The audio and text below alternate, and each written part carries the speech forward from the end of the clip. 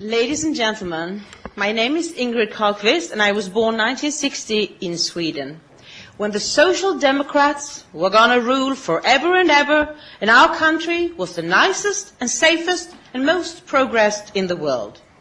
Now I live in Absurdistan, a country that has the highest figure of reported rapes in the world, hundreds of so-called exclusion areas, where people live outside the Swedish society, and with newspapers that hide all these horrible facts to the people.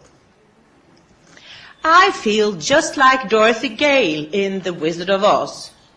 A tornado came and blew me miles and miles away from my home and dumped me in a country I don't know. Toto, I have a feeling we're not in Sweden anymore.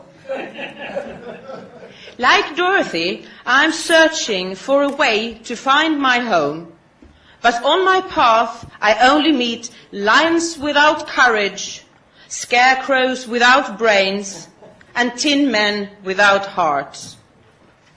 When I grew up, our Prime Minister was Tage Erlander, a Social Democrat. In 1965, he said in Parliament, after violent race riots in America, "We Swedes live in a so infinitely happier situation. The population in our country is homogeneous, not just according to race, but also in many other aspects." Now I live in a nation that is not homogeneous in any aspect. Olof Palme, that came after him, decided that homogeneous was a bad thing and opened up our borders for people from all over the world. And from right to left, the politicians told us that there were no such thing as a Swedish culture, no Swedish traditions worth mentioning, and that we Swedes should be grateful that so many people with real culture and real traditions came to us. Mona Sahlin, a later leader of the Social Democrats, said 2002 with the magazine Euroturk, she was asked, "What is Swedish culture?" And she said, "I've often had that question, but I can't think of what Swedish culture is. I think that is what makes us Swedes so envious of immigrants. You have a culture, an identity, something that ties you together. What do we have? We have Midsummer's Eve and such corny things." She also said, "The Swedes must integrate into the new Sweden. The old Sweden is not coming back." In this new Sweden, we have more reported rapes than any other country in the European Union, according to the study by Professor Liz Kelly from England.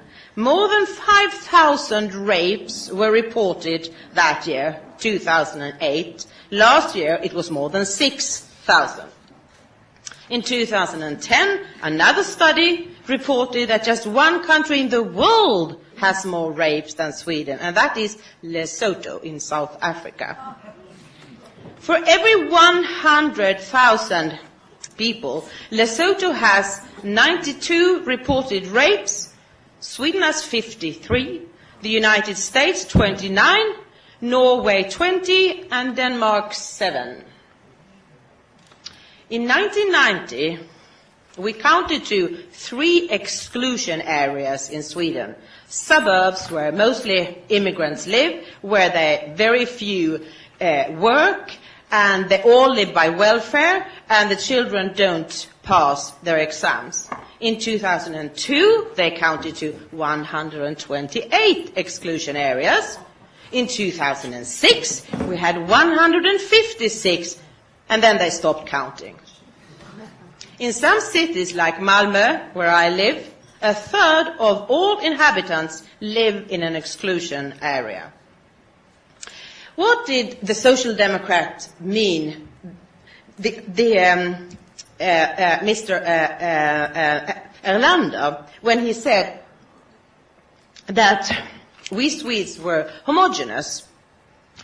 I think that he meant things like norms, values, culture and tradition, a feeling of fellowship, that we all in the old Sweden had a similar view of what makes the society good and how we solve conflicts.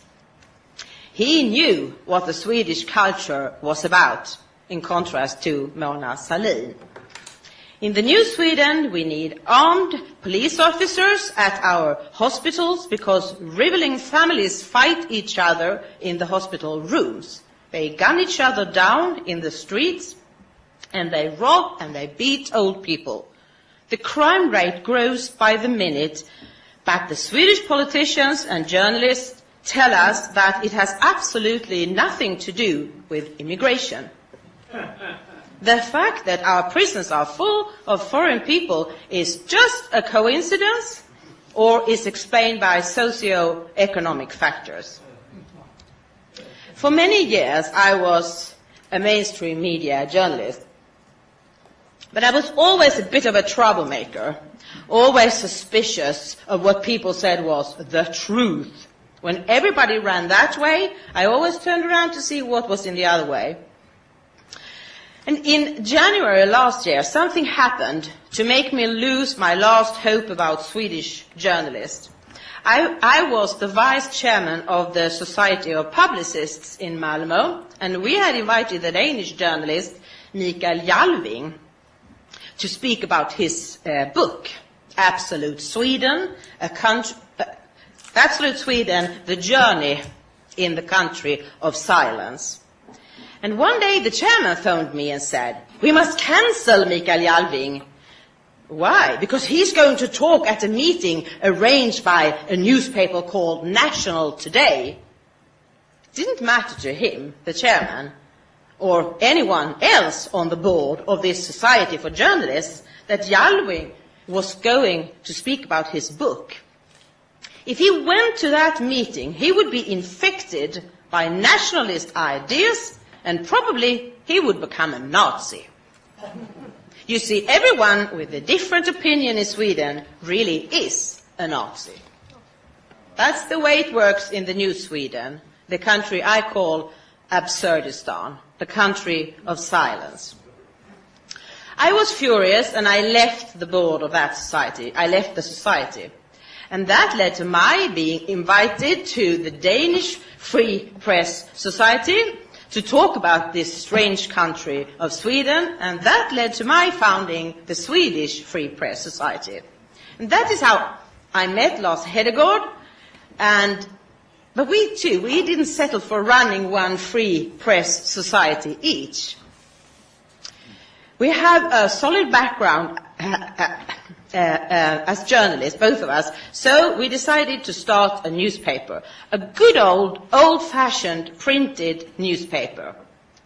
We decided to call it Dispatch International because our vision is that this newspaper will become worldwide one day.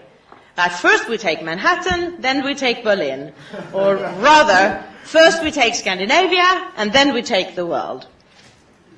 We will have two printed versions, one Danish and one Swedish, but the stories are the same. And you will find it in the stories in German and English as well on the e-paper. We will write about politics in our countries and in the world. And we will write about all those things that mainstream media has been hiding for so many years now. We will distinguish between news stories and commentaries, and the tone will be subdued. We will let the facts talk, the facts that mainstream journalists hide from people. The situation in Sweden is far worse than the Danish. In Sweden, nobody talks about immigration problems and the death of the multicultural project or the Islamization of Europe. If you do, you will immediately be called a racist, an Islamophobe, or a Nazi. That's what I have been called since I founded the Free Press Society. My name has been dragged in the dirt in big newspapers like Sydsvenskan, Svenska Dagbladet, and my own union paper, The Journalist. So now I need you all to be my Glinda, the good witch of the north, and help me find my home again. I don't think it will work to tap the heels of my ruby slippers together 3 times, as Dorothy did, to wake up in her bedroom in Kansas. But if you support Dispatch by taking a subscription or become a shareholder or just donate money to us, you will take me one step closer to home, to the Sweden that once was. You didn't frankly have the balls to put country before party.